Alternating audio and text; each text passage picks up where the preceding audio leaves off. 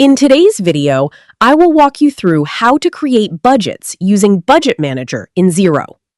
To get started, move to the navigation bar at the top of the page and click on Reporting. This section contains all of the reporting tools available in Xero and is where you'll access Budget Manager. After selecting Reporting, click on All Reports. This opens the complete list of reports that are available in Xero.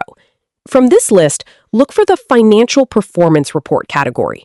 Under that section, find Budget Manager and click on it to continue.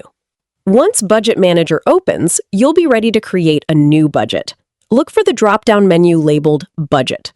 Click on the drop-down menu, then choose Add New Budget. This opens the setup screen where you'll begin creating your budget.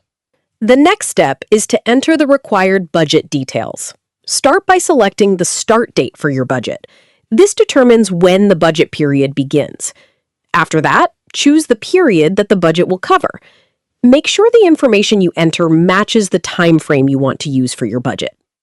Once those details have been entered, you'll move on to entering your budget figures. Inside Budget Manager, you'll see blue text boxes.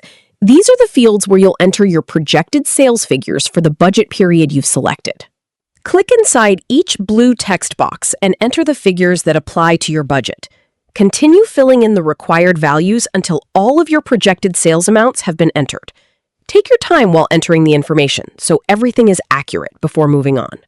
As you complete each field, continue working through the remaining blue text boxes until all of the budgeted sales figures for the selected period have been added.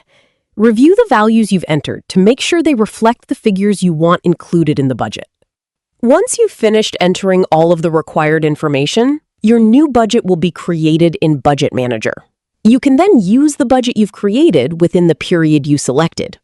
Please like and share if this video helped you. Thanks for watching, and I'll see you in the next tutorial.